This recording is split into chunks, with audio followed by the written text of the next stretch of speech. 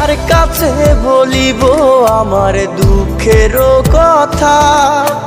স্বপ্ন ভাঙা কত কঠিন, পাই না পূর্ণতা। আমি কার কাছে বলিব আমার দুঃখের কথা? স্বপ্ন ভাঙা কত কঠিন, পাই না পূর্ণতা।